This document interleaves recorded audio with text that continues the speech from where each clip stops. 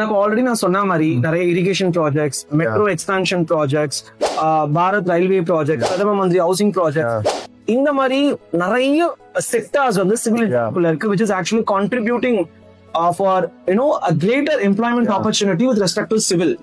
அப்படி இருக்க போகும்போது இந்த 4 இயர்ஸ்ல இன்டர்ன்ஷிப் என்ற விஷயத்தை பத்தி நம்ம பேச போகும்போது இந்த ஸ்டூடெண்ட்ஸ் எப்படி ஐடென்டிஃபை பண்ணலாம், என்னோட ஃபர்ஸ்ட் கொஸ்டின் அது. அண்ட் இஸ் அகைன் ஒரு ஸ்பெசிபிக் சர்டிபிகேட்னா இது பண்ணா ரொம்பவே வேல்யூபிளா இருக்கும் வெளியே வரும்பொழுது அப்படின்னா என்னது? Like in terms of that நீங்க எப்படி ஒரு இன்டர்ன்ஷிப் ஐடென்டிஃபை பண்ணா ஒன்னு லைக் மோஸ்டா links, like what I used is majorly links, like தெரிஞ்சவங்க மூலயமா அதான் யூஸ்வலா பண்ணுவாங்க. அது இல்லாம லைக் நவடேஸ் எப்படின்னா நீங்க டைரக்டா லைக் மேஜர் கம்பெனிஸுக்கு நீங்க டைரக்டா யூஸ்வல் லைக் எப்படி நீங்க ஜாப் சர்ச் பண்றீங்களோ அதே மாதிரி தான் இன்டர்ன்ஷிப் ப்ராசஸும். இது எந்த இயர்ல ஆரம்பிச்சா கரெக்டா இருக்கும் இன்ஜினியரிங் ஸ்டூடெண்ட்ஸ் உங்க சிவில்ல?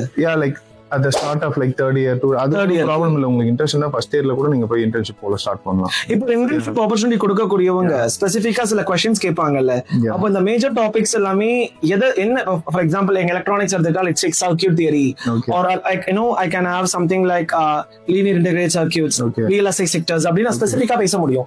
அந்த மாதிரி இந்த பர்టిక్యులர் லைக் சப்ஜெக்ட் வந்து ரொம்ப கான்சென்ட்ரேட்டடா நீங்க ப்ரிப்பேர் பண்ணனும் அப்படினா நீங்க என்ன டாபிக் சொல்றீங்க? அப்படினா மோஸ்டா நீங்க அந்த ஸ்ட்ரெஸ் அனாலிசிஸ் சைடு வரும், ஸ்ட்ரெஸ் எலாஸ்டிசிட்டி, அது ஆமா ஸ்ட்ரெஸ் அனாலிசிஸ் சைடு வரும். உங்களுக்கு அந்த ஃபார்முலாஸ் இதெல்லாம் கொஞ்சம் தெரியும். இப்ப டிஃப்ளெக்ஷன் எப்படி கண்டுபிடிக்கிறது, ஒரு பீம் இருந்தா அது ஃபிக்ஸ்டா இல்ல பின்டா, அதுக்கு என்ன சப்போர்ட் கண்டிஷனுக்கு ஏத்த மாதிரி என்ன டிஃப்ளெக்ஷன் ஃபார்முலா இருக்கு அதெல்லாம் உங்களுக்கு தெரியும். அது இல்லாம SMD BMD, அதாவது ஸ்ட்ரெஸ் ஸ்ட்ரெயின் டயக்ராம், ஒரு லோட் ஆக்ட் ஆச்சுன்னா நீங்க எப்படி அந்த ஸ்ட்ரெஸ் டயக்ராம் வந்து நீங்க போடுவீங்க.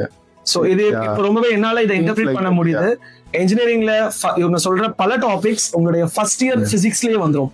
ஃபர்ஸ்ட் இயர்ல நீங்க பிசிக்ஸ் 1 பிசிக்ஸ் 2 ரெண்டு படிப்பீங்க 2 செமஸ்டர்ஸ்ல. சோ இவங்க சொல்ற அந்த பேசிக் காம்பனன்ட்ஸ் உடைய எல்லா ரூட்டுமே ஃபர்ஸ்ட் இயர் ஆஃப் பிசிக்ஸ்லயே அது இருக்க போகுது. சோ தட் இஸ் வெரி இம்பார்ட்டன்ட்ன்றதை நீங்க பிசிக்ஸ் படிக்கும் போதே நீங்க புரிஞ்சுக்கணும்.